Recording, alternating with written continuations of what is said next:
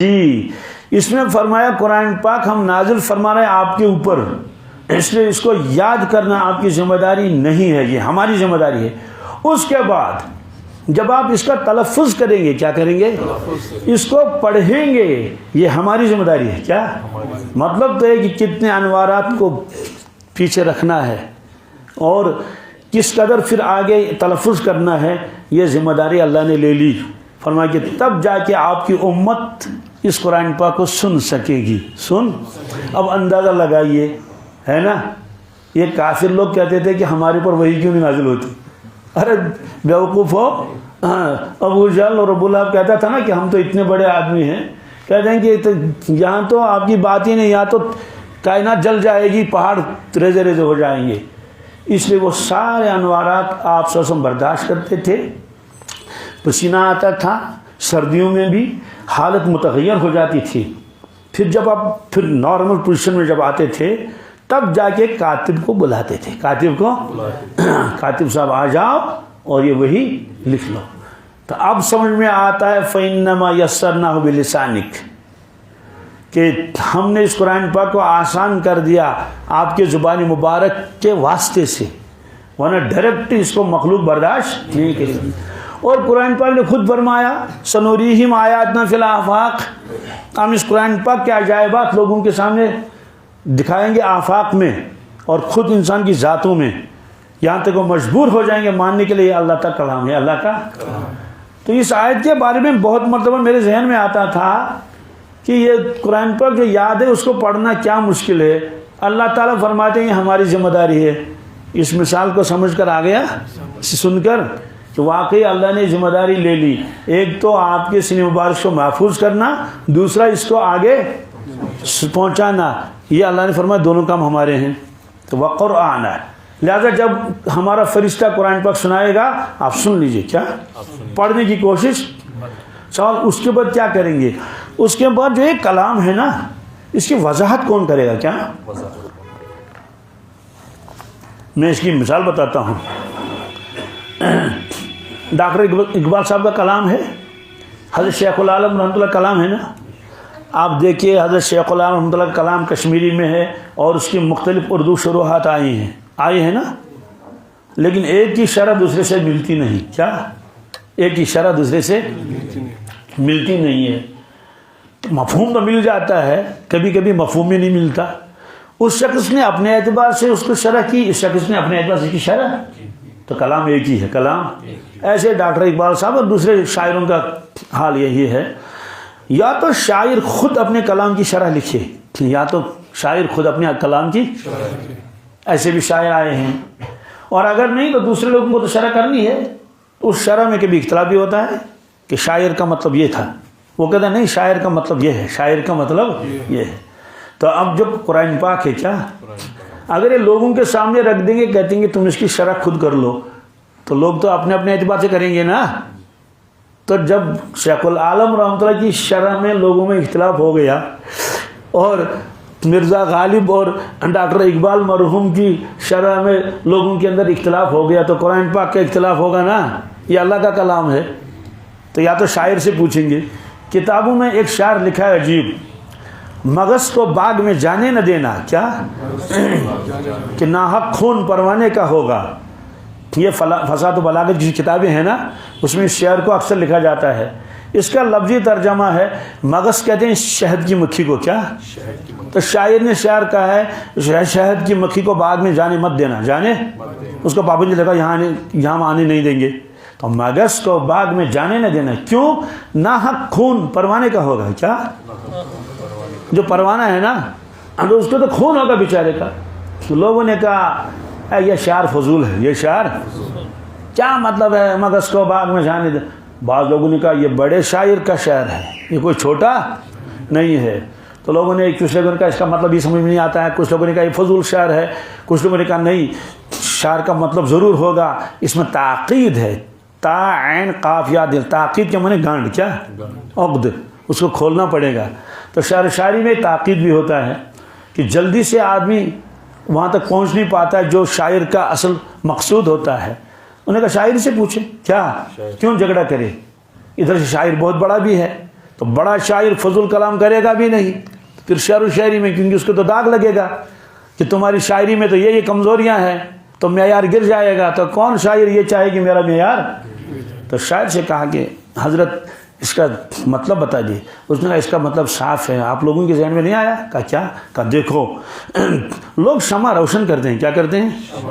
پروانے آتے ہیں اور اس کی گرد چکر لگاتے ہیں تو جل جاتے ہیں. تو اتنے پروانوں کا خون ہو گیا، اتنے پروانوں کا. میں نے غور کر لیا پروانے کو بچانا ہے، پروانے کو بچانا ہے تو شمع ہی مت جلاؤ. کیا؟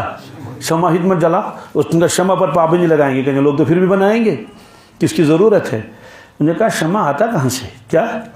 کہ یہ تو موم سے نکلتا ہے، اس لیے اس کو موم بتی کہتے ہیں. کیا؟ اور موم کہاں ہوتا ہے؟ شہد کو صاف کر لو، ادھر الگ نکلا تو وہ شہد ہے، ادھر نکلا تو وہ موم ہے. کیا ہے؟ کہتے ہیں لوگ جو ہے اس موم کو جمع کرتے تو موم بتی بناتے ہیں.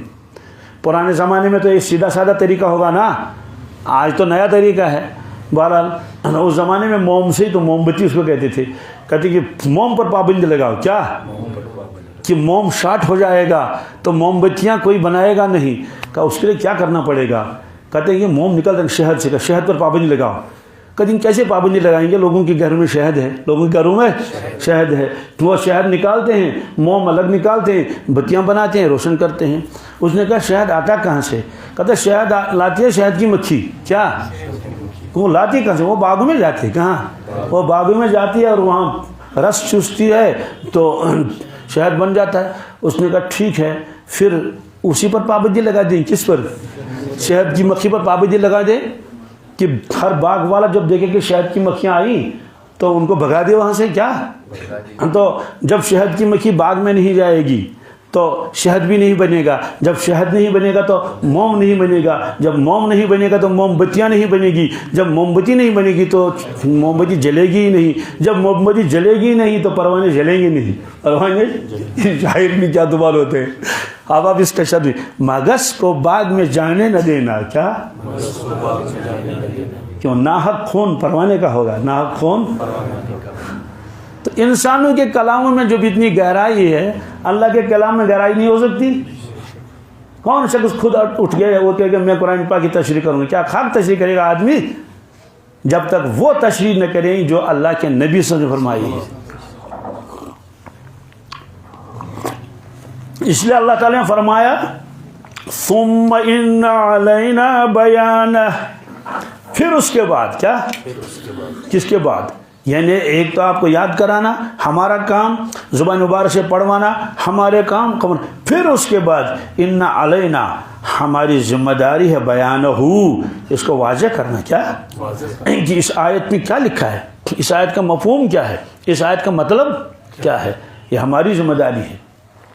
وہ واقعہ آپ نے سنا ہوگا، قرآن پاک میں ایک آیت ہے کہ کھاؤ پیو. کیا؟ وکلو واشربو، وکلو حتی یتبین لکم الخیط الابیض من الاسود من الفجر ثم اتموا الصیام الی اللیل. تب تک کھاؤ پیو جب تک سفید دھاگا، کیا؟ اور کالا دھاگا اور دونوں ممتاز نہ ہو جائیں. یہ آیت کا ترجمہ ہے، سفید دھاگا کالا دھاگا. تو ایک صحابی نے کیا کیا، جب یہ آیت نازل ہوئی اور اس کو یاد بھی ہو گئی، تو رمضان کا مہینہ تھا. کس کا؟ رمضان کا مہینہ تھا. تو اس نے کیا کیا، اس نے 2 دھاگے لائے، ایک کالا دھاگا ایک سفید دھاگا، اس کو تکیے کے نیچے رکھا. کس کے نیچے؟ تکیے کے نیچے رکھا. تو ہاں یہ ہے وہ آیت. پھر اللہ تعالیٰ چونکہ آیت نازل تھی وکلوا واشربوا، کیا؟ کھاؤ پیو، کھاؤ حتی یتبین لکم الخیط الابیض من الاسود من الخیط الاسود، اس وقت تک جب تم کو سفید خط، کیا؟ ہاں یتبین واضح ہو جائے، من الخیط الاسود کالے خط سے، من الفجر صبح کے وقت، تب تک کھاتے رہو. ثم اتموا الصیام الی اللیل، پھر روزہ رکھنا. گویا اللہ تعالیٰ نے فرمایا کہ کالا دھاگا سفید دھاگا، کالا کالا نظر آئے، سفید سفید نظر آئے، تو گویا کہ روشنی آ گئی، روشنی. اور جب دونوں کالے نظر آئے، نظر ہی نہیں آ رہے، ابھی رات ہے. تو جو کہ بجلی تو اس زمانے میں تھی بھی نہیں، گھروں میں چراغ بھی نہیں ہوتے تھے، تو اس صحابی نے اپنے تکیے کے نیچے 2 دھاگے رکھے، ایک کالا ایک سفید. تو وہ کالے کو دیکھتے تھے، دونوں کالے نظر آ رہے ہیں، بات سمجھے. تو گویا کہ ابھی اندھیرا ہے، ابھی کھا سکتے ہیں سحری. جب دیکھیں گے وہ کالا کالا نظر آ رہا ہے سفید، اس کا مطلب یہ کہ روشنی آ گئی ہے، اب اجازت نہیں ہے کس کی؟ کھانے کی. یہ بات اس نے کسی صحابی سے بتائی، اس نے دوسرے سے بتائی، یہاں تک یہ بات پہنچی رسول اللہ صلی اللہ علیہ وسلم تک. لفظی ترجمہ یہ ہے، دیکھو مادری زبان ہے ان کی، کیا؟ حتی یتبین لکم الخیط الابیض من الخیط الاسود. ابیض سفید کو کہتے ہیں، اسود کالے کو کہتے ہیں. خیط میں نے دھاگا، خیط میں نے دھاگا جس سے وہ کپڑے سیلتا ہے اور درزی، یہی ترجمہ ہے اس کا. تو حضرت تک یہ بات پہنچی. وہ صحابی آئے حضرت عدی رضی اللہ تعالیٰ عنہ، حضور پاس نے اس کے طرف دیکھ کر مسکرایا. کیا فرمایا؟ عدی تمہارا تکیہ بہت وسیع ہے. تمہارا تکیہ؟ اس نے کہا کیوں؟ کہا خیط ابیض خیط اسود دونوں اس کے اندر آ گئے. وہ سمجھ گیا کچھ گڑبڑ ہو گیا ہے، تو میں نے ہی 2 داغے رکھے تھے. سنو لفظی ترجمہ تو اس کا یہی ہے، کالا داغا سفید ہے، لیکن یہ وہ داغا مراد نہیں ہے جس سے لوگ کپڑے سیتے ہیں. یہ صبح صادق اور صبح کاذب مراد ہے. اللہ نے فرمایا آسمان کی طرف دیکھو. کیا؟ پہلے ایک نکلے گا صبح، روشنی نکلے گی. کیا؟ وہ ایسے مشرق سے مغرب کی طرف یوں نکلے گی وہ روشنی. پہلے زمانے کے لوگ پہچانتے تھے، اب تو گھڑی ہے، اب تو آسمان کی طرف دیکھنے کی گویا ضرورت ہی نہیں. کہ وہ ایک نکلنے کی روشنی نکلے گی، وہ دھاگے کی طرح ہوگی، یعنی یوں چوڑا ہی نہیں، بس یہ ایسے اتنا نکلے گی. تو وہ اس کے بعد غائب ہو جاتی ہے. وہ اس کے بعد پھر ایک دوسری لکیر نکلتی ہے، اور نکلتی ہے وہ ایسے جنوباً شمالاً. کیا نکلے گی؟ تو مغرب سے اور مشرق سے، لیکن اس کا انداز ایسا ہوگا. ایک تو ایسے ہوگی کہ اس کا رخ جو ہے وہ مشرق سے مغرب کی طرف ہوگا، ایسے ایک دھاگا. تو دوسرا دھاگا جو نکلے گا وہ ڈوب جائے گا. وہ اس کے بعد یوں دوسری لکیر نکلے گی نور کی، وہ پھیلتی رہے گی تو اجالا ہوتا رہے گا. وہ جو پہلا والا ہے وہ ہے خیط اسود. کیا ہے؟ اس کے بعد جو یہ دوسرا نکلے گا یہ ہے خیط ابیض. خیط اللہ تعالیٰ نے اس کے لیے خیط کا لفظ استعمال فرمایا، یہاں یہ داغا مراد نہیں ہے. گویا کہ اللہ تعالیٰ نے سکھایا رسول اللہ صلی اللہ علیہ وسلم کو کہ خیط ابیض کس کو کہتے ہیں، خیط اسود کس کو کہتے ہیں. تو اب وہ صحابی سمجھ گئے. معلوم ہوا کہ زبان جاننے کے باوجود مادری زبان ہے. کیا ہے؟ اس کے باوجود بھی وہ اس آیت کا مفہوم نہیں سمجھ سکے جب تک اللہ کے نبی صلی اللہ علیہ وسلم نے اس کا مفہوم بیان نہیں کیا. اور یہ ایک ہی آیت نہیں ہے، کئی جگہ ایسا ہے. مطلب ایک جگہ قرآن پاک نے فرمایا کہ الذین آمنوا ولم یلبسوا ایمانهم بظلم اولئک لهم الامن وهم مہتدون.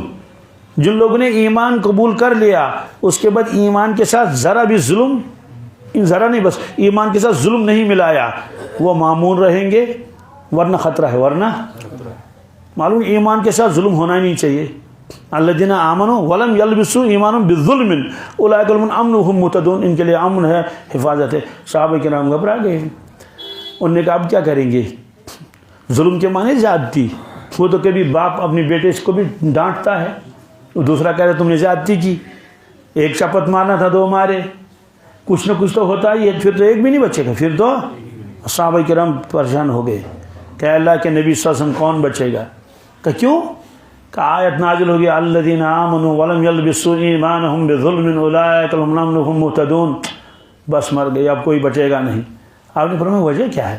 یہ آیت ہے الذین آمنوا ولم یلبسوا ایمانهم بظلم. کیا آپ نے فرمایا ہاں یہاں عام ظلم مراد نہیں. کیا عام ظلم؟ یہ ظلم ہے، اس میں تنوین برائے تعظیم ہے. یہاں ظلم عظیم مراد ہے. یہاں ظلم وہ ہے ان الشرک لظلم عظیم. ان الشرک، اللہ تعالیٰ نے شرک کو ظلم فرمایا قرآن پاک میں دوسری جگہ، اور ظلم عظیم کا اس آیت میں ظلم سے مراد ظلم عظیم ہے. ظلم مطلب تو ہے کہ ایمان لانے کے بعد شرک نہیں کیا. کیا؟ صحابہ کرام نے فرمایا پھر تو مسئلہ صاف ہے، کوئی غم کی ضرورت، ہم کو پریشان ہونے کی ضرورت نہیں ہے. یہاں ظلم سے عام ظلم مراد نہیں ہے، ظلم عظیم مراد ہے. اب دیکھیے کہ اہل لسان ہیں، وہ مادری زبان ہیں، فوراً گھبرا گئے اب کیا ہوگا. تو اللہ کے نبی اس نے فرمایا کہ یہاں ظلم سے عام ظلم مراد نہیں، ظلم عظیم مراد ہے. یہ ہے ثم ان علینا بیانہ. تو اسی طرح سے قرآن پاک نے فرمایا حج کر لو. کیا؟ وَأَتِمُّ الْحَجَّ وَالْعُمْرَةَ لِلَّهِ. حج مکمل کر لو، عمرہ مکمل کر لو. سوال یہ تو نہیں فرمایا کیسے کرنا ہے. طواف کا تذکرہ ہے قرآن پاک میں لیکن چکر کا تذکرہ نہیں. کیا کتنے چکر لگانے ہیں. نماز کا تذکرہ قرآن پاک میں لیکن رکعتوں کا تذکرہ نہیں. رکعتوں کا ہے نا بہت سارا. زکوٰۃ کا تذکرہ قرآن پاک میں ہے لیکن نصاب معلوم نہیں ہے. تو یہ جو قرآن پاک ہے اس کی وضاحت جو کی ہے وہ کی ہے اللہ کے نبی صلی اللہ علیہ وسلم نے، اور ان کو سکھایا اللہ تعالیٰ نے خود. ایک جگہ فرمایا کہ آپ بھولیں گے بھی نہیں. کیا جی فرمایا کہ قرآن پاک میں جی سنقرئک کیا فلا تنسا، ہم آپ کو پڑھائیں گے خود، فلا تنسا پھر آپ بھولیں گے نہیں. کیا ورنہ حافظ بھولتا بھی ہے نا، جس کو ہم کہتے ہیں رمضانی حافظ کیا یا کچا حافظ. کچا حافظ کا مطلب یہ ہے کہ وہ تو لیکن بار بار اٹکتا تو پیچھے سے لقمے لگانے پڑ لیتے ہیں، دے فتح پیچھے سے. یا یہ ہے کہ دن بھر یاد کرے گا تب جام کو سنائے گا تو بھول بھی جاتا ہے. تو آپ نے فرمایا فلا تنسا، کیا اللہ ہم آپ کو پڑھائیں گے پھر آپ بھولیں گے نہیں. پھر آپ جی چونکہ اللہ کے نبی صلی اللہ علیہ وسلم کو اللہ تعالیٰ نے علم لدنی عطا فرمایا تھا ہے نا، کہ کتابوں کی پڑھنے کی ضرورت سر ہے. اس لیے یہ سلسلہ بھی امت میں آگے چلتا رہے گا. اس لیے بہت سارے اولیاء کرام ایسے آئے ہیں جو لکھے ہوئے کچھ بھی نہیں لیکن یاد سب تھا. ان میں ہمارے کشمیر کا حضرت شیخ العالم رحمۃ اللہ تعالیٰ علیہ کچھ پڑھے ہوئے نہیں، کہیں نہیں لکھا کہ کس سکول میں مدرسے میں گئے، لیکن وہ جو کلام فرماتے ہیں نا، وہ قرآن پاک اور احادیث سے علیحدہ نہیں. کیا جی عقل حیران ہو جاتی ہے کہ کبھی کبھی وہ آیتوں کو بھی پڑھ لیتے ہیں اپنے اشعار میں. تو بہرحال یہ فرمایا کہ ہم قرآن پاک کی حفاظت کریں گے. تو قرآن پاک کی حفاظت کا سب سے پہلا جو اللہ نے کام کیا وہ قوت حافظہ ہے. کیا ایسا محدود قوت حافظہ. پھر اللہ کے نبی صلی اللہ علیہ وسلم قرآن پاک کو پڑھتے تھے بہت، صحابہ کرام بھی پڑھتے تھے کہ اور تمام کاموں سے فارغ ہو کر، یعنی سب بعض لوگوں نے چھوڑ ہی دیا سارے غموں کو، ایک ہی غم سوار تھا کہ ہم قرآن پاک یاد کریں، ہم قرآن پاک یاد کریں گے. یہ ایک ہی غم سوار تھا. بعض خواتین نے اپنے شوہر سے کہا مجھے مہر کی ضرورت نہیں ہے، مجھے قرآن پاک سکھاؤ. یہ روایت میں آتا ہے کہ مہر وہی ہے. مہر اب یہ الگ ہے کہ آج یہ مہر رکھ سکتے ہیں نہیں رکھ سکتے، وہ تو الگ مسئلہ ہے. لیکن یہ ہے کہ انہوں نے کہا مجھے تمہارے مہر کی ضرورت نہیں، مجھے قرآن پاک سکھاؤ. اتنا شوق تھا مرد و زن کا، اور سب سے زیادہ شوق تھا اس کو یاد کریں. کیا اس میں چاشنی بھی تھی نا، اس سے یاد کرتے رہتے تھے. بس جس کے پاس جتنا آیا تھا یاد کرنا شروع کر دیا. اللہ کے نبی صلی اللہ علیہ وسلم تلاوت کرتے تھے دیکھ کے نہیں، نمازوں میں. کس میں؟ حضرت عوف فرماتے ہیں رضی اللہ تعالیٰ عنہ، ایک مرتبہ 4 رکعتیں نفل رسول اللہ صلی اللہ علیہ وسلم نے پڑھی مسجد نبوی میں، اور اس میں 6.25 پارے پڑھی. کتنے؟ 4 رکعتوں میں. اور حضرت حذیفہ فرماتے ہیں میں ایک مرتبہ رسول اللہ صلی اللہ علیہ وسلم کے پاس آ گیا، آپ نماز پڑھ رہے تھے، میں نے کہا چلو میں بھی کیا کروں، اقتدا کروں. اللہ اکبر، مسلم شریف کی روایت ہے. تو آپ نے ایک رکعت میں جب اپنے سورہ بقرہ شروع کر لی، میں نے سوچا 100 آیتوں پر آپ رکوع کریں گے، پھر 200 آیتوں پر رکوع کریں گے. آپ نے نہیں کیا، نہ وہاں نہ یہاں. پھر میں نے سوچا کہ جب سورہ بقرہ ختم ہو جائے تو اب تو رکوع کر ہی لیں گے کیونکہ لمبی رکعت ہو گئی. اور اس کے ساتھ ساتھ چونکہ وہ نفل ہے نا، تو جب رحمت کی آیت ہوتی تھی تو دعا مانگتے تھے رحمت کی، جب عذاب کی آیت آتی تو پناہ مانگتے تھے. اس کے بعد سورہ بقرہ ختم ہو گئی لیکن آپ نے رکوع ہی نہیں کیا، آپ نے سورہ آل عمران شروع کر دیا. تو میں نے کہا پتہ نہیں کب رکوع کریں گے. تو میں نے کہا سورہ آل عمران ختم ہوا، اب تو رکوع کر ہی لیں گے، دیر بہت ہو گئی. آپ نے سورہ نساء شروع کر دی. کیا کر دی؟ سورہ نساء ختم کر لیا. اور سورہ نساء کا آخری جو ہے 6 پارے میں ہے. کس میں؟ جی انہیں 5واں پارہ ختم ہو گیا، 6 پارے کے 4 رکوع ہیں. کتنے؟ 4 رکوع تک پھر سورہ نساء ختم ہو جاتی ہے. اب آئندہ لگے یہ 5 پارے ہو گئے. کتنے؟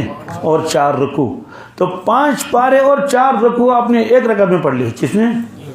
اور آپ کے پڑھنے کا انداز کیا ہوگا، ہے نا، وہ تو صحابہ کرام ہی جانتے ہیں. تو اس طرح سے جتنا قرآن پاک نازل ہوا تھا اس کو آپ صلی اللہ علیہ وسلم نمازوں میں پڑھتے تھے اور صحابہ بھی پڑھتے تھے. ایک مرتبہ آپ رات کو نکلے گشت کرنے کے لیے، تو حضرت ابو بکر صدیق